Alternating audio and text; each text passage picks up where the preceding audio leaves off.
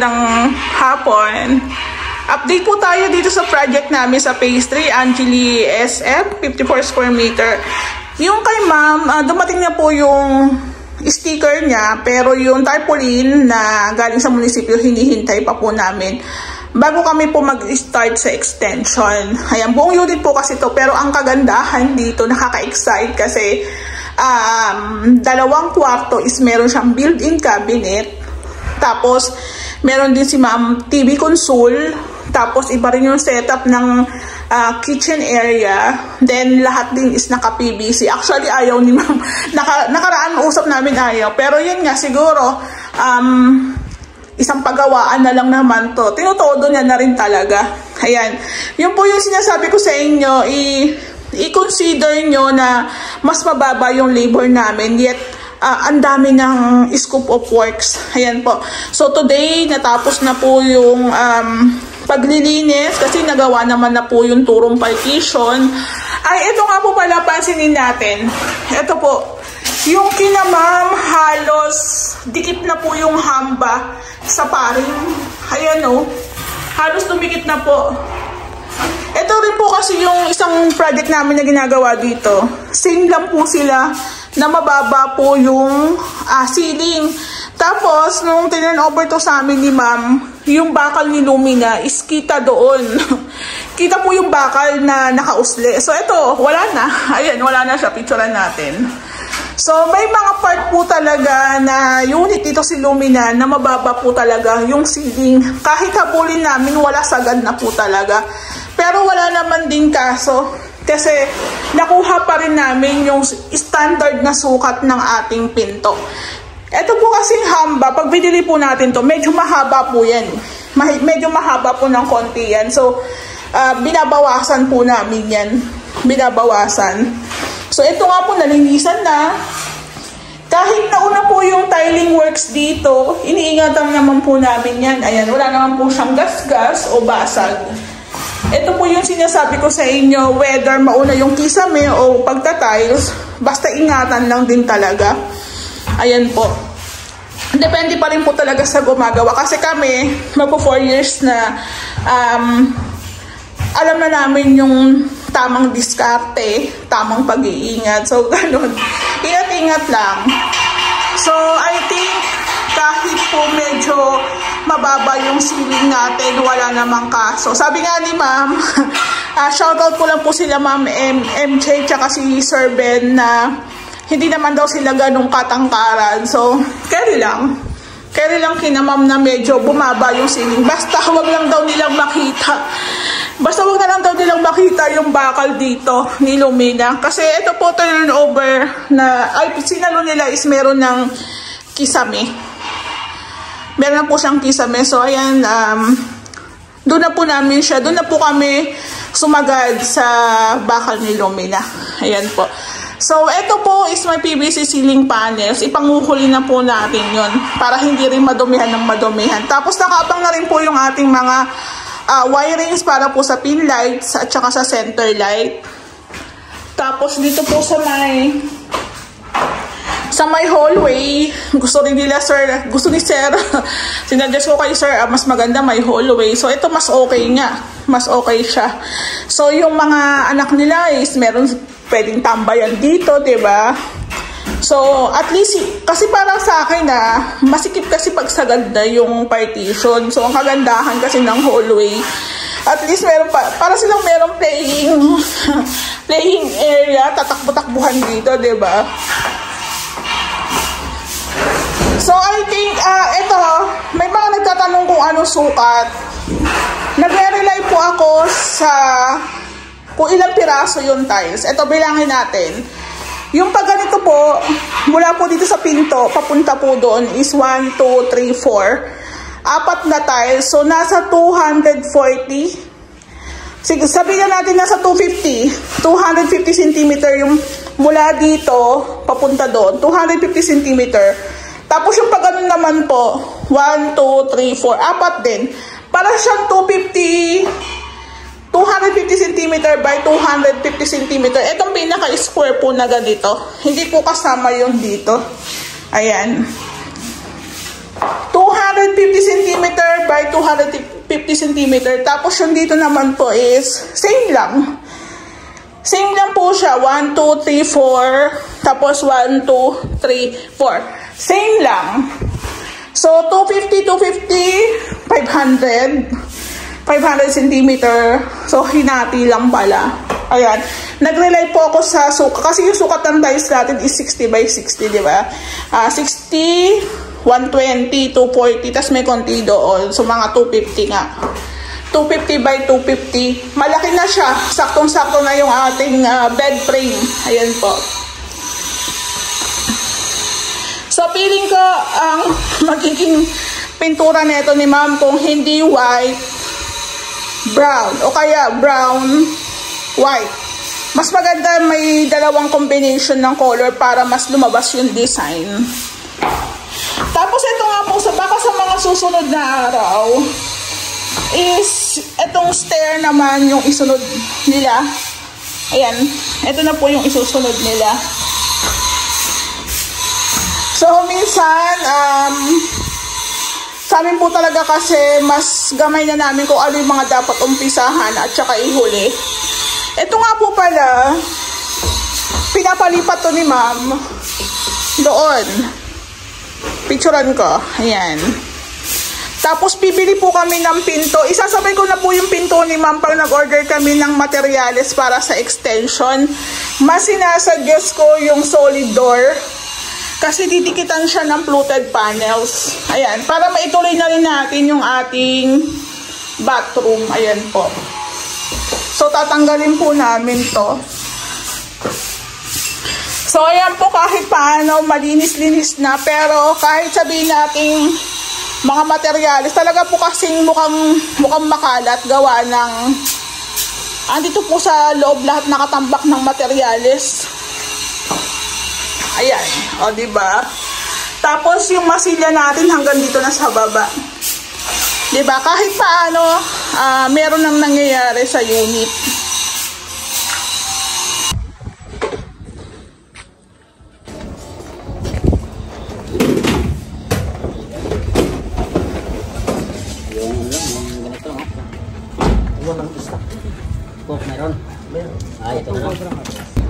Hello po, magandang hapon. Update po tayo dito sa Angeli SF. Ayan. Ayan po. So, ito po is naumpisa na po namin yung taas. Continue po kami sa back and front extension kasi andyan na yung permit. Ayan o. So, today din po is na-receive ko na yung 9 pieces na UPVC roof. Ayan po siya. Tapos, kagahapon po nag-start na po kami maghukay dito. Sila Kuya James, ayan o, kalahati na lang ni Kuya James yung nakikita dyan. Medyo malalim na yung hukay. Dito lang po kami sa part na ito nahihirapan kasi mayroon dyan buhos lumina na kailangan din muna namin kayurin. Ibabalik na lang namin pag nagbuhos kami dyan, diba? So kagandahan dito, wala pa si Ma'am katalikuran. So makakagalaw kami ng maayos. Mapapalitadahan namin yung pinakalikod ni ma'am. Ayan po. So i-shoutout ko nga lang po pala si Ma'am MJ tsaka si Sir Ben na sabi niya, ma'am, nothing to worry kasi hindi naman kami nagmamadali dyan. Ang importante na sa amin is nagagawa na yung unit. Ito nga po. Ayan, nahukay na po. Iuusod na po natin yung mga lupa doon sa may unahan para makakot na rin po yan. Para makapagpa-deliver na rin po kami ng materyales kasi meron na rin po itong gate pass si mama yan. So ang gate pass po pala ni ma'am is sa Friday kaya kailangan ko din talagang habulin. So meron kami mga idadagdag na mga iilang helper kasi nga meron na kaming helper labor kaso hindi pumasok. So kailangan po naming kumuha. Yan. So itong unit ni ma'am is wala po itong room sa baba. So ito po yung PVC ni ma'am mo, yung galing po sa lababo. Kung mapapansin nyo ang babaw, diba? Mapapansin nyo po ang babaw. Galing po yan doon sa may lababo dito. Yan po. So pag gantong SF po yung unit nyo, maganda po kasi nababago po namin yung linya ng PVC. Ayan. Ito po kasi hindi na po tayo sigurado dito, baka may barato o baka hindi siya nakatap doon sa may unahan. So ito, tatanggalin na po namin yan. Magpapanibagong latag po tayo ng tubo. Ayan. Tapos maglalagay tayo dito ng maliit na manhole. Tapos nakatap na rin siya doon. Ayan po. James, tama na yan. Ligpit na. Tapos doon naman po sa may kabilang side naman tayo maghuhukay.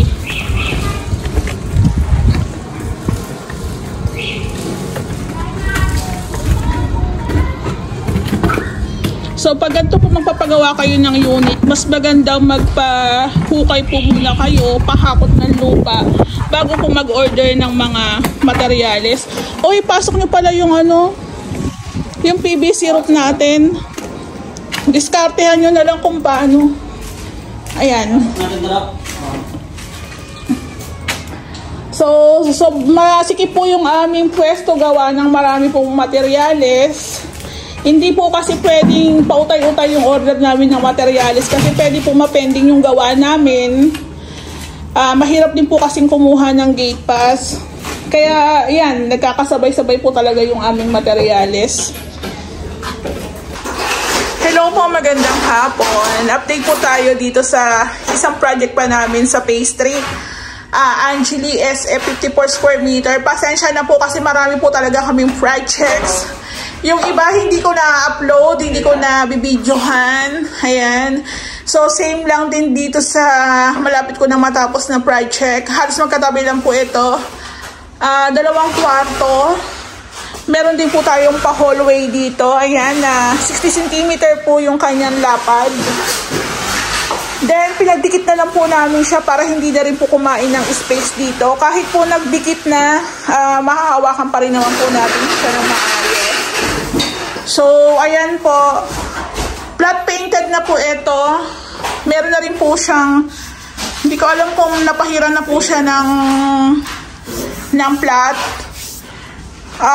Pero yung kisame po natin is lalagyan po namin yan ng PVC ceiling panels. Andito na po yung mga PVC. Naka-ready na po yan. Ready ko na lahat. Tapos ito po yung fluted panels ni ma'am na gagamitin namin sa baba. So inakit muna para hindi lang siya madubihan.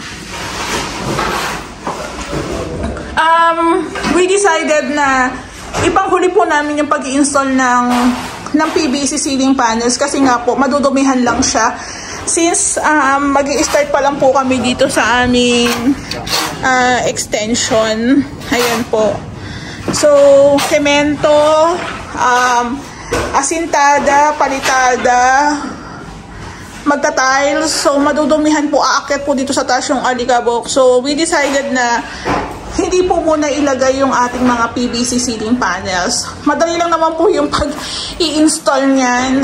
1 araw, 2 araw lang tapos na. Ang importante po sa amin, hindi kami magdoble-doble ng gawa o ulit-ulit. Kasi nga po, pag nadumihan, didikit na rin po talaga yung pinakadumi. So, pag pinunasan, mag-iiba na rin yung kulay. So, at least kahit paano, nakatago pa siya dyan, nakabox pa. Ayan po.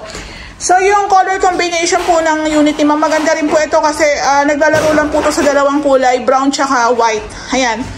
Then, nakakatuwa kasi may mga PVC ceiling panels. Actually, akala ni ma'am mahal. Pero sabi ko nga, kung hindi ka magpipintura dito, i-convert mo siya ng PVC, mas okay. Kasi wala ka na pong mga dugtungan na makikita eh. Pagdating po kasi ng araw kung nakamasilya to, tapos nakapintura, ayan, makikita na po natin yung mga crack lines na yan. So, babatakan mo na naman yan. So, ang kagandaan po sa PVC ceiling panels, low maintenance, medyo pricey, pero yung supplier ko po, mas mababa po yung bigay niya. Nasa 340 lang po yung white. 340, 350. Pero pag binili nyo po yan sa Wilcon, sa All Home, nasa 400 plus. So, gagastos si ma'am dito ng konti or sabihin natin ng malaki, pero pang matagalan na po yun. Then pagdating po sa pintura, no need na i-retouch kasi yun na po yan eh. Kaya pinapaingatan din namin talaga na wag madumihan. Kasi yan na po yan eh. Final na po namin yan pag in-install dyan. So inabangan na lang po namin ng mga wirings. So yung wirings natin dapat nakaabang na bago magsara yung ating kisame. Ayan po. So meron tayong mga inabang dito para po yata sa AC yan. Ayan. Sa AC ni ma'am. Yung unit ni ma'am flat painted na po to, na pinturahan na rin ng flat. So final paint na lang pong hihintayin dito. Ayan. So dito po at saka maganda po dito sa unit ni ma'am, halos ito na po siguro yung magiging version ng sobrang finish. Kasi both kwarto is may built-in cabinet. May mga cabinet po tayong gagawin. Ayan. So, ipakita nyo po yung channel namin o page namin. Follow nyo na po o isubscribe para hindi na rin po kayo mahirapang kumuha ng ideas or color combination. Kasi dito pa lang po sa aming channel is marami na po kayo makupulot na mga ideas. So, ito pong stair ni ma'am is naka-tiles na rin po siya. 20 by 100 po yan. So, face mask lang tayo malikabok. 20 by 100, kinat lang po natin siya kasi ang haba ng hagdan natin is mga nasa 80 something yata to, 81, 82. Then, 20 by 100, nag-add lang po tayo ng konti dito. Ayan. So, tiles lang po ito na parang wood style. Ayan. So, mas sinasuggest ko na lang po yung tiles kasi medyo pricey din yung mga planks, wood planks. At the same time, parang medyo mahirap din siyang i-install dito sa ating hagdan. Unlike po dito sa tiles, ayan, ikakabit mo lang. So, inaayos na nila rin yung ating ibang materyales. Ayan. So, yung taas, hindi po muna namin gagalawin. Extension muna kami. Habang maganda yung panahon, extension muna po kami. Ayan. Yung CR natin, okay na to. Hindi lang po namin siya tinulo igawa ng magpapalit po kami ng pinto. Hindi po muna tinulo yung pagka-tiles. Pero okay na po to. Goods na siya. Ayan. Andito na po yung ibang materials. Ayan o. Diba? Malikabok.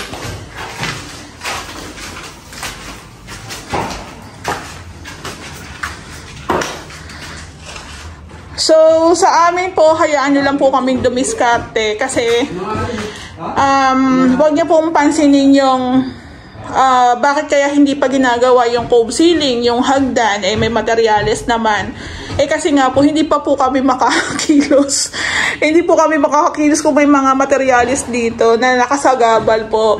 So, hayaan nyo po kaming dumiskarte. Sabi ko nga po sa inyo, tiwala lang. Pero dito sa unit ni ma'am, wala akong problema dito kasi hindi naman talaga kami minamadali. No pressure. Ayan, sabi niya nga. So, let's see. Sana itong buwan na to, walang bagyo. Bukas mag-order na po ako ng materyales. Ayan. Labas mo na ng lupa doon, baka bumalik yun. Oo, baka bumalik yun si Manong Rolly. Tapos ito rin po yung mga sinalo naming kahoy dito kay sir. Sasaluin po namin yan, papabayaran ko kay ma'am. So ang kagandahan po din dito is ito naka-ready na. Naka-ready na po siya. Hindi na kami mahirapang mag-cut, 'di ba? Ipoporma na lang nila yan. Ayan, andito pa po yung ibang kahoy, oh. Ayan. So papasalo ko na lang yan kay ma'am. Tabi po.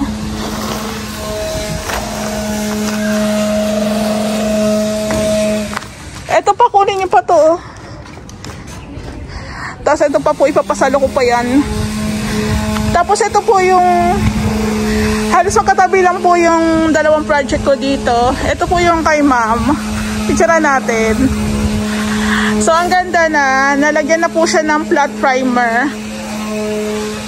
Naka-flat primer na po ito, pero hindi pa yan yung final paint.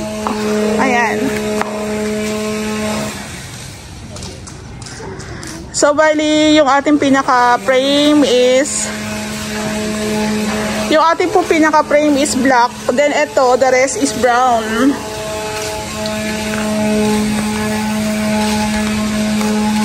Ang ganda na, no?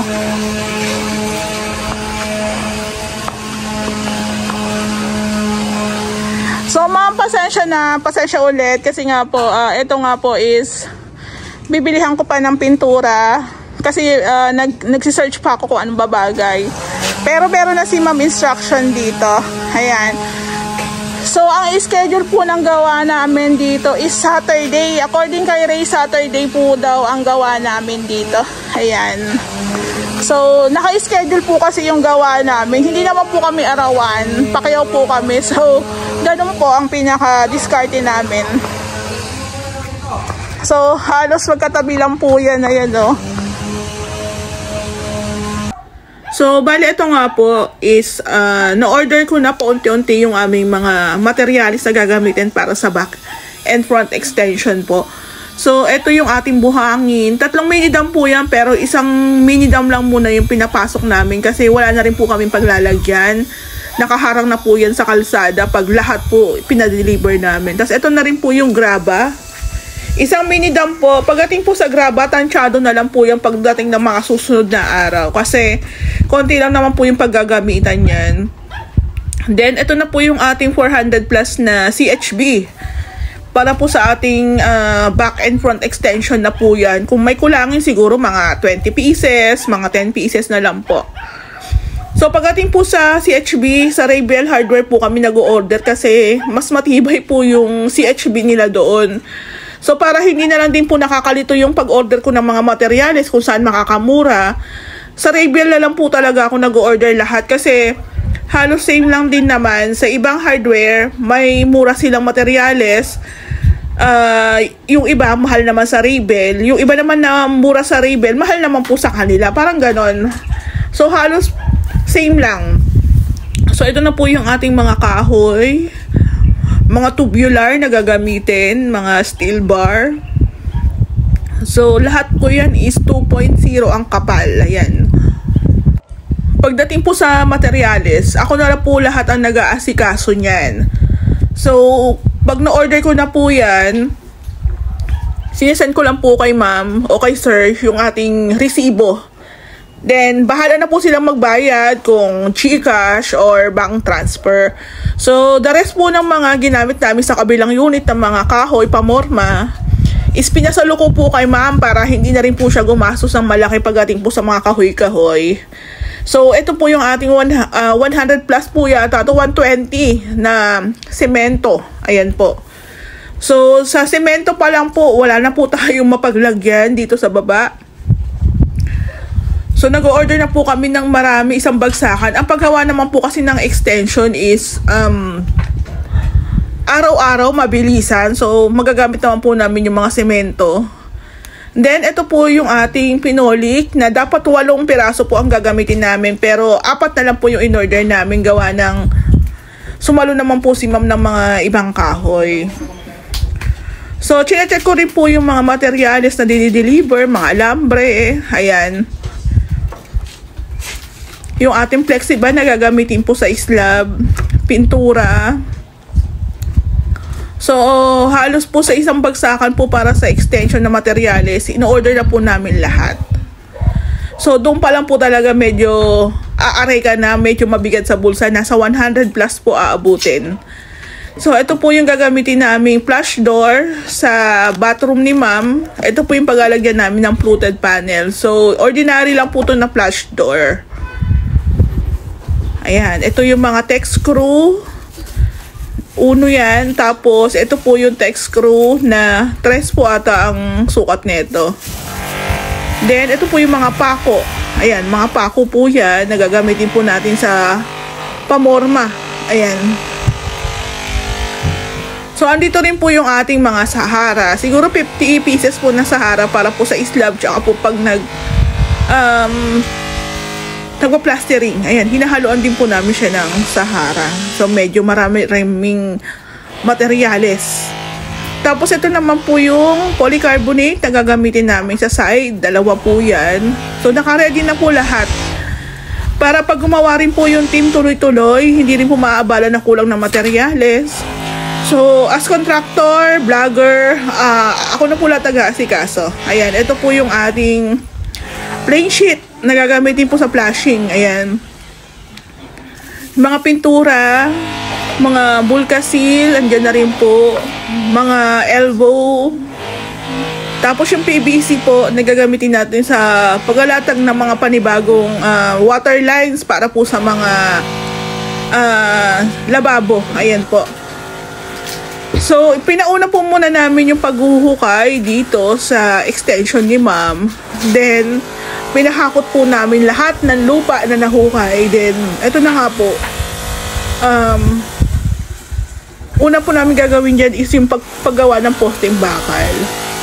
So, mas agad na pong tingnan na magpahukay po muna tayo para hindi po halo-halo yung materyales sa lupa. Ayan po. So, mas madaling gumalaw. Ayan. Yung posting nga po pala natin is according po yan sa plan po natin na in-approve sa munisipyo. So, kung ilan po yung poste, yun po yung ilalagay natin. So, ayan po muna yung inuna nila is yung paggawa ng posting bakal. Ayan. Hindi ko sure yung tawag kung pagpaparilya po ba yan, paggagawa ng posting bakal. So, pati dito rin po sa side na to, maglalagay din po tayo ng posting bakal dyan. Para kahit mag-demolish po kami sa part niyan is meron tayong support na poste. So, ito rin po yung kagandahan sa team namin na yung iba po sa amin is 1 taon na, 2 taon na, 3 taon na. Tapos na yung mga bago rin po kami kasama. Ayan, helper po. So, kahit paano po, kung medyo matagal na po yung gumagawa sa team, sa ulado daw po yung mga hakbang na gagawin po sa ating extension. So, basta i-ready lang po namin yung mga materyales. Sila na pong bahala. Then, babasahin po sa kanila ni Ray yung ating plan para dito. Para alam namin yung susundan namin kung ilang poste, ilang footings, ilang columns, di ba? Gaano kalalim. So, kung mapapansin nyo po, pag gumagawa po tayo ng back and front extension, mabilis lang po. Hello po, magandang hapon. Update naman po tayo dito sa isang po naming project. Halos magkatabi lang po yan, no? Isang patapos at saka isang uumpisahan pa lang. So, buti nga po pala yung ating weather is hindi tumutuloy. Tumutuloy umambon-ambon ulan. So, ito na po yung update natin. Ayan po. So, inuna po muna nila yung pagsisetup ng mga posting bakal. Ayan, lusot tayo dito. Dahan-dahan lang. Baka mahulog ako sa kanan. So, bali, ito po yung kagahapon na hindi ko po siya na videohan. Ayan. So, meron nag-comment sa aking page na 123,000 materials. Ang mahal daw. Mahal na po talaga mga materyales. Tsaka ito po kahit mahal is na kay client ko o nasa may-ari po yung resibo. May picture po yan. So lahat naman po ng materials dyan is alam ng may-ari. So dito sa side na to, tatlo yung ating pinaka-poste. Ayan. So ito po is malalim na po yan. Meron na rin po tayong mga graba na nakalagay. Ayan po. Okay na po yung ating mga columns tsaka yung ating footings. Yung lalim po niyan is according sa ating plan, sa ating permits plan. Ayan po. Na inapprove ng ating munisipyo. So, doon po sa mga kapanood na sasabihin, isang babaw naman po. Ayan na po yung pinaka ideal na lalim po niyan. Ayan. So, ito naman po is hindi naman ganong kalaki. Parang nasa Nasa 2 meters lang po ito. Ilan ba to? Parang nasa 3 meters, tapos wala na po siya sa 3 meters. Tapos yung dito, parang ganun din, parang nasa 3 meters, wala na rin po siya sa 3 meters kasi mag-aasintada pa tayo dyan, mag-plastering pa tayo. Pero yun nga, bugbog tayo sa poste, mag-i-slab tayo dito, kahit maliit lang po yung ating area dito. So, ayan po yung nakalagay sa pinaka permits. Ayan po, yun nasa plan. So, meron po kami sinusundan na sukat at lalim po dyan. Ayan po. Malalim po yan. Mukha lang hindi malalim kasi sa video po is iba. So, ang ginagamit po namin dyan na bakal is 12 mm tsaka 10. Ayan po. Tapos meron din po tayo dito sa side na to. Ayan. So, ang diskarte nila is iset up muna lahat ng mga bakal. Ayan, bakal na poste, iset up muna. Then, tuloy-tuloy na po yung pagbuhos. Tuloy-tuloy na po yung pag-asintada paikot. Picturean ko po pala. Ayan.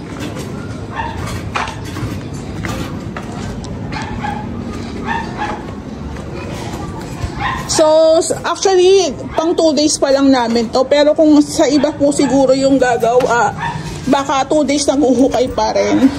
So, sa amin po talaga, since matagal na namin kasama sa Kuya James, sa Kuya Jake dito, alam na po nila yung pinaka-diskarte.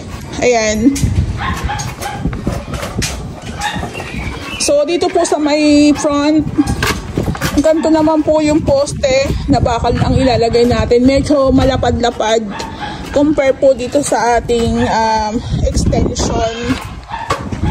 So, 3 po yan. 1, 2, 3. Yung isa nakatayo na, di ba? Ang bilis lang. Ayan, o. So, 3 poste po tayo dyan. So, ang galing po nung diskarte kasi lahat muna ng posting bakal is tinayo. Tapos, yung paghahalo ng semento, asintada, pagbubuhos is sabay-sabay na rin. Kung baga isusunod na rin. Ayan. So, ito po yung sinasabi ko sa inyo na pag nagpagawa po kayo ng unit, mas maganda po na taga-lumina na lang din yung kunin nyo. Katulad po sa amin, char. Diba?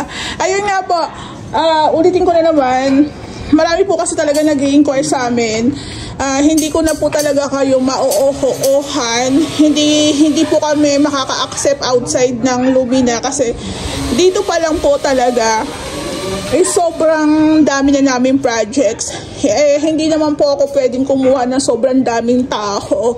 Sa amin, iniikutan lang din po namin para yung trabaho po ng aming team is tuloy-tuloy din po. Ayan, o. So, itatayo na rin po yung isang poste dito, o. Ayan. Ayan, ayan. O, diba?